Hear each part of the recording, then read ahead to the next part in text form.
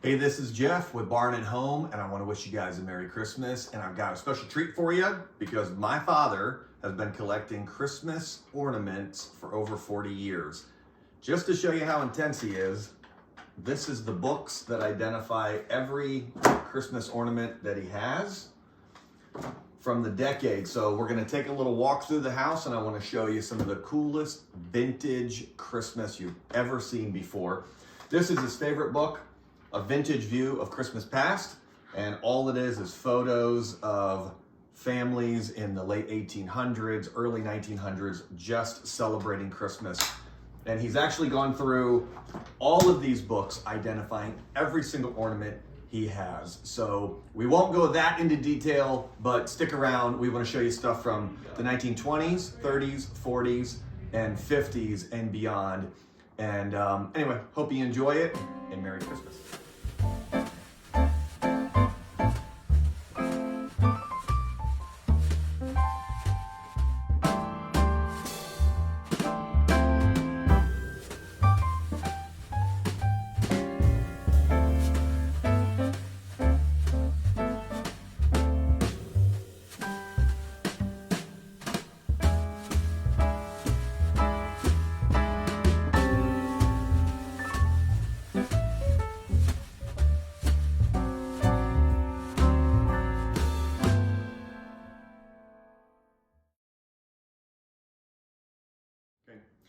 All right, Dad, so we're gonna start. We got some 1920s ornaments here, but my first question, so you've got quite a collection, and I really like, when did you start like really collecting ornaments?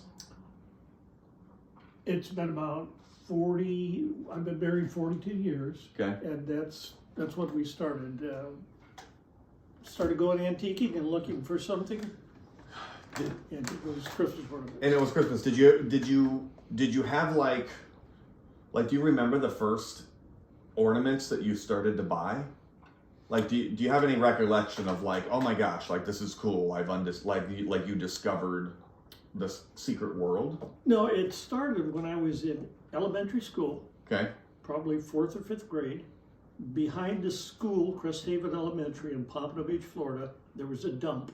Okay. And I was riding my bike through the dump after the Christmas break. There was a Christmas tree with bubble lights. Okay. Never saw bubble lights before. Okay. And give me the context. What elementary school for you would have been? What years? 50. 58, 59? 59, 60. Okay. Okay, so you're on your bicycle, you see a dump, there's a Christmas tree, and there's bubble lights. Yeah. What did you do? I took the string of lights off and took them home and plugged them in to see if they worked. Did they work? Yeah. Well, some of them did. Yeah. Okay. And that would be these.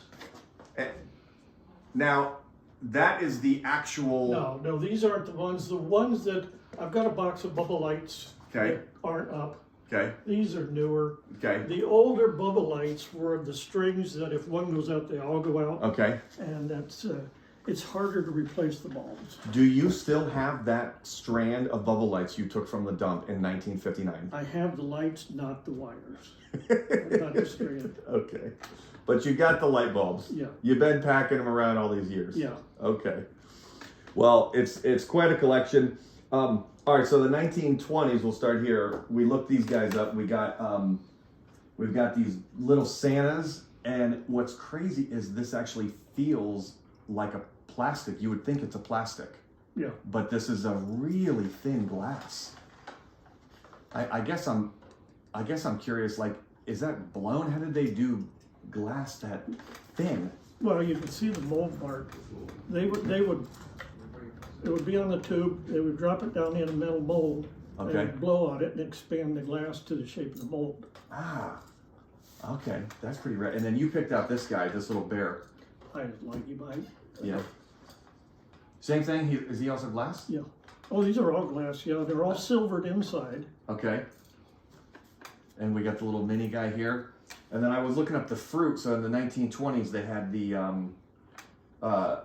was a lot of fruit ornaments, which is really interesting. Well, back then they would hang fruit on the tree. Really? As a gift. Okay. Like actually, like you're waking up on Christmas morning, or you just like people, Yeah. like mom and dad are hanging up a thing of bananas? Well, it's not banana, no, but they would hang fruit on there, and sometimes they would wrap the fruit in like silver foil or gold foil. Huh. But the song, the presents are hanging on the tree. Okay. That's where originally they were all hung on the tree. They weren't stacked around the bottom of it. Oh, yeah, I guess that's true. That's interesting. Okay, so we got the chestnuts here, and then we don't know the time period of this guy, but you picked him out because you just like what, just the character of it? Well, I didn't have an Italian, and I saw him and got him just because he was, but now he's probably my least favorite. Really? Yeah. How do you know? What, you just found him in a book and found out he actually came from Italy? Yeah. He's kind of whimsical, but I like traditional better.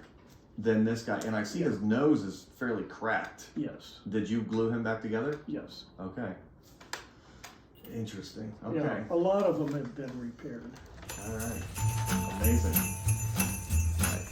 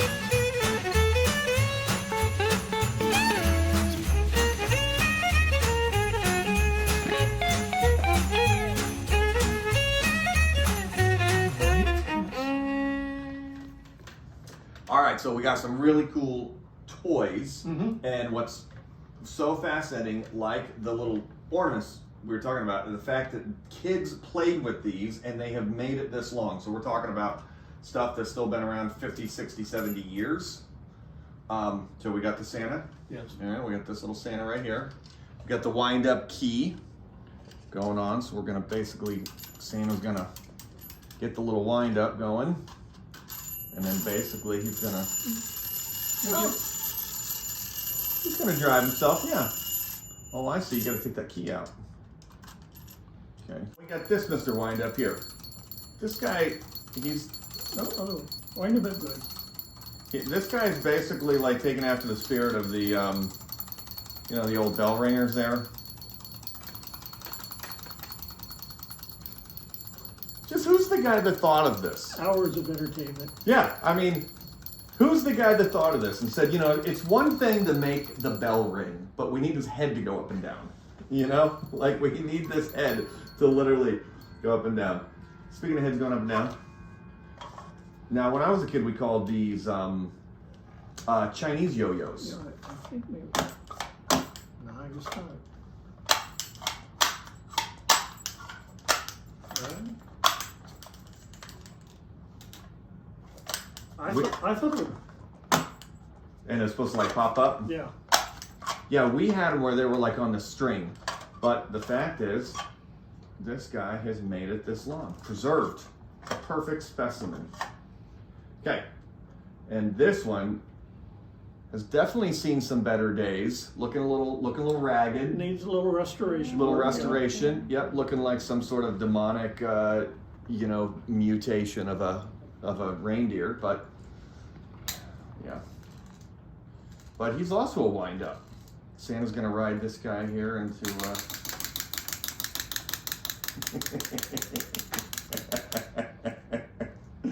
but okay, he's good. And then the favorite, let's finale here. Let's look at this. This dude. You got it?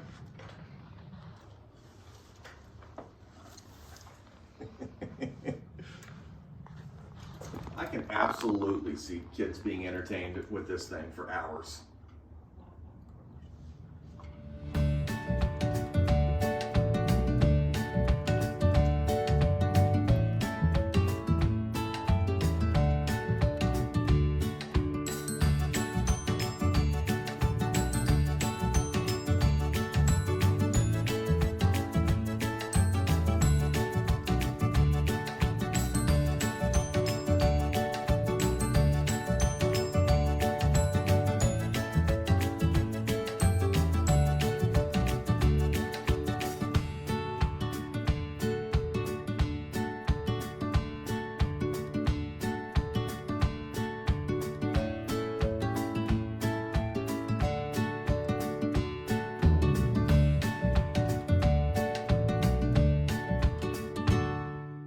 Okay, so with a collection like this, obviously you have to manage this. And how many totes of Christmas do you have? 36. 36. Yep.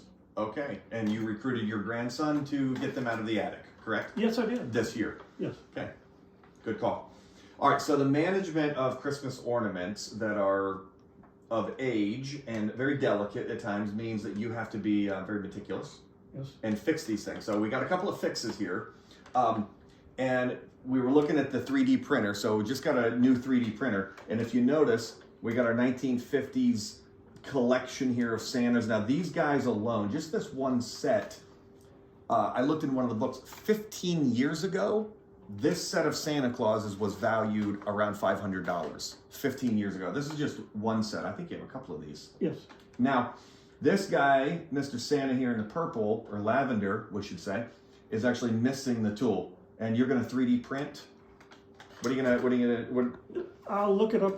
The book shows you which tool goes with which Santa.